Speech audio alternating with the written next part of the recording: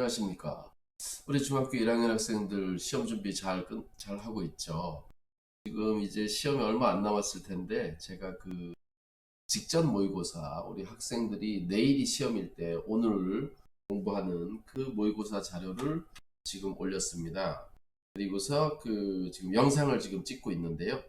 이 영상을 올릴지는 모르겠는데, 일단 뭐 올리지 않을까 이렇게 생각이 듭니다. 자, 이거 중학교 1학년 거고요. 이것은 이제 선생님들이 내가 학교 선생님이다 생각하고 이렇게 문제를 출제했습니다. 요즘은 출제 유형을 보니까 소인수에 대한 얘기가 많이 나옵니다. 여기 90의 소인수들의 합은 그랬는데요. 이런 문제 상당히 많이 나옵니다. 당연히 1번 같은 문제는 꼭 나오죠. 그죠? 자, 그래서 이런 문제 주의해야 되고요. 여기에서 알아둘 게 1번에서는 이런 부분을 좀 알아두면 좋을 것 같아요. 네. 약수의 개수가 2개. 약수가 2개인 수는 바로 소수들을 얘기하는 것. 그리고 약수가 홀수개. 그러니까 약수가 3개, 5개, 이런 식으로, 또는 9개, 이런 식으로 되어 있는 약수가 홀수개인 수들은 어떤 특징을 가지고 있느냐 하면 제곱수입니다. 제곱수. 우리가 제곱수에 관한 문제 많이 나오죠. 그죠? 제곱수들은 약수가 다 홀수개예요. 개수를 세면. 자, 그 다음에 약수가 간혹 가다가 3개인 수도 나오는데요. 3개인 수. 약수가 3개인 수는 어떤 수냐 하면 소수의 제곱꼴, 요런 꼴인 수입니다. 요런 꼴의 수를 약수가 3개인 수 이렇게 말합니다. 그래서 요거와 관련된 1번과 비슷한 문제이면서 요런 내용을 포함하고 있는 그런 문제가 있을 수도 있습니다. 자, 그 다음에 소인수들의 합이나 소인수들의 개수를 묻는 문제도 간혹 나오니까 소인수가 뭔지를 알아야 되겠고요. 이 소인수가 뭐냐 하면 소인수분해 했을 때 이 90을 소인수분해 하면 뭐가 되냐 하면 2 하나에다가 3이 2개에다가 5가 하나란 말이야. 이때 요 밑에 있는 요 수들 있죠. 2, 그 다음에 여기 3, 그 다음에 5. 요 수들이 바로 소인수입니다. 소인수. 그래서 이제 이런 거를 조심해서 하면 되고요. 나머지 문제는 좀 그럴듯하게 이렇게 쉽게 나오고, 자, 여기 4번 같은 문제도 나오지만 이건 뭐 쉬운 거기 때문에 여러분들이 잘 할 수 있지 않을까 이렇게 생각이 들고요. 자, 그 다음에 5번 문제를 보면 말이죠. 5번 문제. 5번 문제, 요 사실이 중요한 게 아니라 서로 소인지 아닌지 구별하는 게 방법이 중요합니다. 숫자가 크면 서로 소인지 아닌지 알기가 쉽지가 않아요. 그래서 두 수가 서로 소인 수는 어떻게 구별하냐 하면, 만약에 여기 2번을 비교한다고 한번 생각해 봅시다. 이 17은 소인수 분해가 안 돼요. 이게 소수니까. 그리고 51은 말이죠. 3으로 나눠지는데 3 곱하기 3일은 3에다가 3, 7에 21 이렇게 돼서 51을 소인수 분해하면 이렇게 되죠. 이때 이 17이 서로 겹치죠. 이런 공통인 소인수가 있으면은 두 수는 서로 소가 아닙니다. 그죠? 자, 그래서 만약에 이렇게 큰 수를 가지고 비교해라 그러면 좀 힘들단 말이야. 그럴 때는 소인수 분해를 해서 공통인 소인수가 있나 없나 살펴보면 좋을 것 같아요. 자, 여기 37은 말이죠. 35는 말이죠. 소인수 분해하면 5, 7에 35 이렇게 되고요. 98은 소인수 분해 한번 해봅시다. 2로 나누면 2, 4, 8, 2, 98. 그러면 여기 7로 나누면 7, 7 이렇게 되네. 그죠? 그러니까 98은 2 곱하기 7의 제곱인데 이때 이 7이 겹치잖아요. 그죠? 이렇게 7이 겹치면 얘는 서로소가 아닙니다. 이렇게 알 수가 있어요. 자, 그래서 서로소인지 아닌지 이렇게 알 수 있고, 15번처럼 이렇게 큰 수가 나왔는데 요 수는 소인수 분해하면 2가 4개에 3이 2개고요. 요 수는 소인수 분해하면 13의 제곱이에요. 자, 2나 3이 여기에는 없죠. 그죠? 소인수가. 그래서 얘는 이 5번에 있는 두 수는 바로 서로소입니다. 서로소. 요 놈이 답이에요. 근데 이거 13의 제곱이라는 거를 소인수분해하면 13의 제곱이 된다는 거를 찾아내기가 쉽지가 않아요. 그래서 나머지 것들이 서로소가 아니라는 거를 빨리 찾아내도 되겠죠. 그죠? 자, 그런 거 조심하면 됩니다. 자, 그리고 쭉 이렇게 부등식 나타내는 것과 이런 것들이 쭉 나오고요. 이 소인수분해, 아이고, 왜 이렇게 움직이냐. 이 소인수분해 한 두 수, 소인수분해 한 두 수를 이렇게 나타내고서 최대 공약수와 최소 공배수를 나타냈는데, 이 소인수분해 해놓은 수를 가지고 최대 공약수와 최소 공배수를 가지고 거꾸로 여기 미지수의 값들을 찾아내는 방법, 요거도 상당히 중요합니다. 여러분들이 잘 보면 좋을 것 같아요. 자, 그 다음에 이 13번 같은 문제 한번 봅시다. 야, 이거 상당히 어렵잖아. 그지? 우리 가르치는 학생이, 제가 가르치는 학생이 어제 시험을 봤는데, 이와 같은 문제 5개를 주고서, 그 값을 무슨 나열해라 그래 놨어요. 그러니까 이건 너무한 것 같아, 사실은. 그런데, 이 13번 같은 문제까지 이 2개를 가지고 뭐 더해서 절대값을 구하라고 했는데, 그것도 난해한데, 제가 가르치는 학생 학교 시험에 이런 걸 5개를 줬어요. 4개인가? 이런 계산을 4개를 주고서 뭐 크기수로 배열해라 뭐 이런 식으로 해놓으면은 그 중에 값이 제일 작은 걸 찾아라. 이거 다 해야 되잖아. 너무 많이 시간이 걸리잖아요. 계산을 할 줄 아냐 모르냐 이걸 지금 확인하는 건데 4개 5개를 주고서 나열하라 그러면 너무하죠. 그런 문제를 내면 안 됩니다. 그런 문제 낸 사람 있으면 좀 심각해. 그러면 그리고 요거는 어떻게 해야 될지 모르겠어요. 저는 교과서에서 역수라는 표현을 본 적이 없는데 이 역수라는 말이 나와요. 교육과정에서 역수라는 말을 없앴다고 제가 알고 있는데 이게 지금 교과서에 있나 없나 모르겠어요. 교과서에 역수가 나올 때는 언제냐 하면 나눗셈을 할 때입니다. 나눗셈을 할 때 역수를 곱한다 이렇게 말하는데 초등학교 때부터 이제 교육과정이 바뀌면서 분모 분자를 바꿔서 뭐 계산한다 이렇게 말해요. 그래서 이 역수라는 표현이 교과서에서 없어졌는데 이런 걸 해도 되나 모르겠어요. 지금 초등학교 과정에도 역수라는 말은 안 나오고요. 중학교 1학년 과정에도 역수라는 말은 안 나옵니다. 그래서 역수라는 말이 있는지 없는지 한번 여러분들이 교과서를 한번 확인해 보시기 바랍니다. 자, 이런 거는 교과서에서 교육 과정에서 사용되지 않는 그 용어를 사용했기 때문에 이건 좀 문제가 될 수가 있어요. 실제 시험에서는. 만약에 이런 게 나왔다면 제 시험을 보자고 우겨도 할 말이 없을 것 같습니다. 만약에 교과서에 역수라는 표현이 없다면 말이죠. 그죠? 자, 그 다음에는 말이죠. 여기에서는 좀 어려웠던 게, 계산하는 거, 분배 법칙. 어, 여기 세수 어느 것을 곱해도 자연수가 되게 하는 가장 작은 분수. 이런 거 많이 나오잖아요. 그죠? 자, 그 다음에 여기 어두운 부분 넓이 구하는 문제 나오는데, 이 16번 말이죠. 16번. 어두운 부분 넓이 구하는 문제 나오는데, 에, 한번 봅시다. 어두운 부분의 넓이는 말이죠. 어두운 부분의 넓이가 뭐가 할 수가 있나? 요 부분은,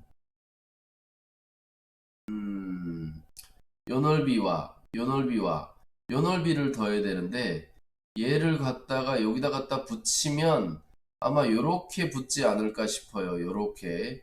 요만큼이 잘려 나갈 것 같은데, 이 잘려 나가는 부분만큼을 어떻게 생각하면 좋을까 싶어요. 어떻게 생각하면 좋을까? 자, 여기 3x, 여기 x. 그러면 여기도 x죠, 그죠? 여기도 x입니다. 접힌 부분이 이등변 삼각형이에요. 여기가 x인가? 여기가 x인가? 여기가 x인가? 여기가 x인가? 어느 쪽이 이등변이지? 여기하고 여기가 길이 각이 같은데 여기가 같으니까 요게 이등변이네요. 그죠? 여기가 이등변입니다. 자, 여기가 x고 여기가 x예요. 자, 그러면 요 부분이 x고 여기가 x인데 x끼리 만나니까 얘랑 얘랑 겹칠 수가 있죠. 그죠? 자, 그리고 여기가 얼마인지 알면 좋을 것 같은데요. 어디 봅시다. 여기서 이만큼이 여기의 이만큼과 같겠죠. 여기에 이만큼과 같습니다. 자, 그러면 얘를 펼쳐놓으면 여기가 이렇게 겹치겠지?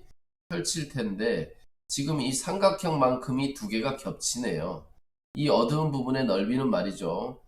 큰 직사각형, 원래 처음 있던 직사각형의 넓이에서 요 부분을 빼주면 됩니다. 요 부분을 빼주면 돼요. 한 번 빼주면 돼요. 왜냐면 얘를 펼치면 이렇게 겹쳐서 이렇게 있을 텐데 실제로 이거 두 개가 이 어두운 부분에서는 한 개밖에 없죠. 그죠? 전체 넓이에서 그래서 요만큼이 겹쳐버리는 거기 때문에 겹치는 만큼을 빼주면 되니까 그 안에 있는 이등변 삼각형의 넓이를 빼주면 됩니다. 여기가 x고 이 높이가 3이죠. 그죠? 직사각형의 넓이는 3 곱하기 3x예요. 거기서 이 삼각형을 빼면 2분의 3x, 2분의 3x 이렇게 빼주면 되겠죠. 여기 9에서 2분의 2, 9, 18에서 15x 이렇게 처리가 됩니다. 그래서 3번이 답이 되겠네요. 그죠? 자, 처음엔 좀 다르게 생각을 해봤는데 이렇게 겹치는 부분이 생긴다는 걸 가지고 정리를 하면 간단하게 풀 수 있을 것 같습니다. 자, 그 다음에 여기 문제 중에서 좀 어려웠던 게 말이죠. 여기 23번 같은 경우에도 분배 법칙을 이용하라 그랬는데 분배 법칙 어디 있냐면 여기 일단 여기서 여기까지가 분배 법칙이에요. 4.3, 4.3이 있고 여기는 4.3이 없죠. 그죠? 자, 요렇게 여기까지 계산을 해야 됩니다. 분배 법칙을 이용해서. 그러면 요게 4.3 곱하기 4.3 곱하기 이렇게 있으니까 요 부분만 계산하면 4.3 곱하기 마이너스 0.6 플러스 1.8 이렇게 되겠네요. 그러면 이 부분만 계산하면 4.3 곱하기 이 부분이 뭐냐 하면 1.2가 됩니다. 그리고 뒤에 여기 과정을 써야 되니까 쭉 있어야 되겠죠. 그죠? 5.7 곱하기 1.2 플러스 5.7 곱하기 1.2가 이렇게 오면 여기에 다시 1.2, 1.2가 똑같이 있습니다. 따라서 4.3 플러스 5.7에다가 여기에다가 1.2가 이렇게 붙는 거죠. 따라서 여기서 여기까지가 지금 10입니다. 10. 10 곱하기 1.2 하니까 12가 돼서 이와 같은 과정을 계산해야 됩니다. 그럼 여러분들이 여기 분배 법칙을 사용한 요 부분 있죠? 여기 요 부분. 여기 공통 부분, 공통인수를 이렇게 끄집어내서 분배 법칙으로 나타낸 거. 요 부분을 명확하게 표현을 하면서 왜냐하면 분배 법칙을 이용해서 계산하라고 그랬기 때문에 분배 법칙 여기서 분배 법칙 이용했고 요 과정에서 이렇게 변하는데 분배 법칙을 이용했다. 요 내용을 표현하면서 넘어가 주면 좋을 것 같아요. 자, 그 다음에 24번을 대부분 아이들이 틀렸더라고요. 24번을 제가 직접 보충을 시키는데 대부분 아이들이 틀렸어요. 24번 문제를 한번 봅시다. 그림과 같이 조금 크게 해볼까? 조금만 크게. 야, 이게 어유 세 문제나 되는구나. 얘가 위아래로 움직이니까 조금 이렇게 해보겠습니다. 자, 이건 다 틀린 거니까 아마 대부분의 학생들이 잘 틀릴 거라고 생각을 해요. 조심하고 보시면 좋을 것 같습니다. 자, 어쨌든 말이죠. 그림과 같이 한 면의 넓이가 A인 정육면체. 한 면의 넓이가 A인 정육면체. 자, 요 면이 각각 넓이가 A, 건널비가 A, 여기도 A, 이쪽도 A, 이 밑에 여기도 A, 뒤에서 보이는 여기도 다 A인 거죠. 그죠? 자, 원래 그러면 이 도형의 건널비는 6A가 되겠네요. 6A. 그죠? 자, 근데 여기를 두부 썰듯이 이렇게 한 번 자르면 뭐가 되냐면 두 조각이 됩니다. 이 조각이란 말이 별거 아닌 것 같지만 상당히 수학적으로 의미가 있는 이 문제에서는 그런 표현이에요. 자, 이렇게 한 번 자르면 여기 예를 들어서 사과를 자르면 빨간 부분이 있지만 자르면 하얀 부분이 두 개가 생기잖아요. 그죠? 그런 것처럼 요 안쪽에 요 면과 요렇게 바라보는 요쪽하고 해서 A가 한 번 자를 때마다 한 번 1회 자를 때마다 2A가 생겨요. 왜냐하면 이 넓이 하나가 A이기 때문에. 칼로 여기를 샥 자르면 이 둘이 이렇게 쪼개지면서 그 부분에 여기 색칠한 부분이 단면이 두 개가 늘어난단 말이야. 나머지는 그대로고 칼로 자르면 그 두 개의 겉넓이를 합치면 A가 두 개씩 늘어나는 꼴이 되는 거죠. 1회 자를 때마다 이렇게 됩니다. 만약에 2회 자르면 여기 곱하기 2를 하면 돼요. 만약에 3회 자르면 여기 뒤에다 곱하기 3을 하면 돼요. 그죠? 자, 그래서 4조각이 된다면 한 번, 4조각이 된다면 한 번, 두 번, 세 번 자른 거예요. 한 번, 두 번, 세 번 자르고 나면 4조각이 된다는 거죠. 그죠? 그래서 4조각으로 자른다면 원래 있던 이 6A와 만들어지는 직육면체 전체의 겉넓이의 합은 한 번 자를 때마다 2A씩 3번 잘라야 4조각이 되기 때문에 이렇게 자른 거죠. 그래서 이것을 더하면 전체 넓이가 되는데 그게 12A가 되겠습니다. 그죠? 이렇게 알 수 있습니다. 자, 여기 조각이란 말이 이 문제에서는 특별히 의미가 있는 말이라는 거예요. 자, 그러면 정육면체를 N조각을 자르면 어떻게 되느냐? N조각을 자르면 몇 번 칼로 잘라야 되냐 하면 칼로 잘라서 N-1회를 잘라야 되는 거예요. N-1회를 잘라야 N조각이 된다.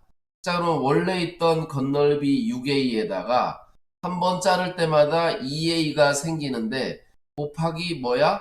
N-1회를 자른 거죠. 그죠?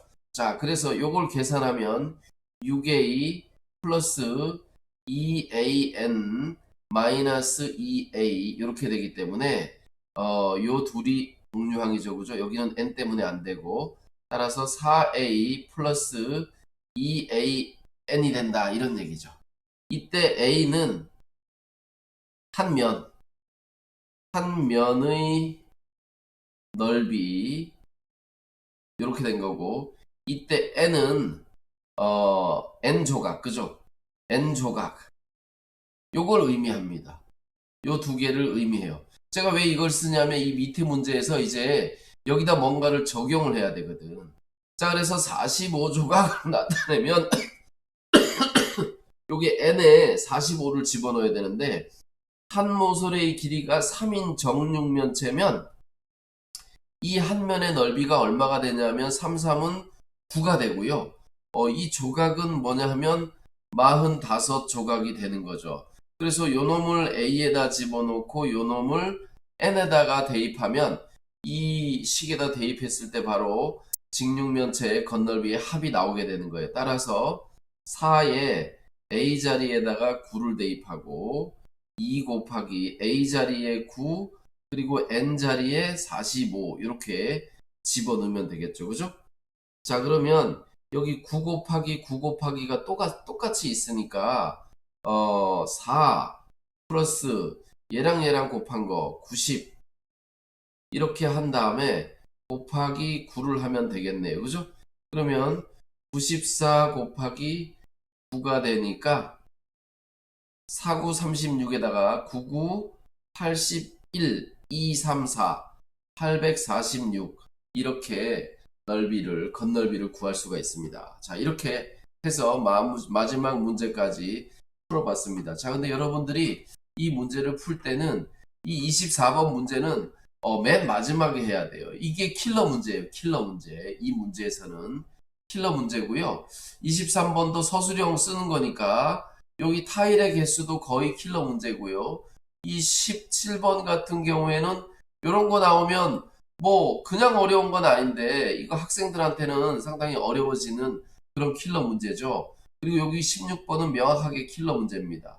그래서 이런 문제를 무턱대고 막 덤겨서 풀려고 그러면 안 돼요. 시간을 많이 가지고 해야 되니까 다른 문제, 큰에 빠진 문제들을 빨리 처리하고서 여기 16번하고 17번하고 그 다음에 여기 24번 요 킬러 문제들 세 문제를 정리를 하면 될 것 같습니다.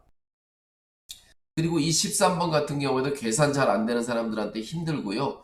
이 12번도 사실은 좀 힘듭니다. 12번도 힘들어요. 그래서 이렇게 문제를 풀면 되겠다라고 제가 할 수 있을 것 같습니다. 말이 왜 이렇게 꼬여? 자, 요거 지금 B형 심화형이거든요. 심화 문제 지금 1회고요. 2회, 3회도 풀어보시고 필요하신 분들은 질문을 하시면 제가 영상을 올려드리도록 하겠습니다.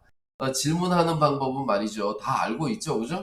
질문하는 방법은 유튜브 채널에서 휴대폰으로 문제 사진 찍어서 탁 이렇게 올리면 바로 질문할 수 있습니다. 카톡으로 그냥 보내시면 돼요. 자, 오늘 영상은 여기까지 하고 마치도록 하겠습니다. 감사합니다.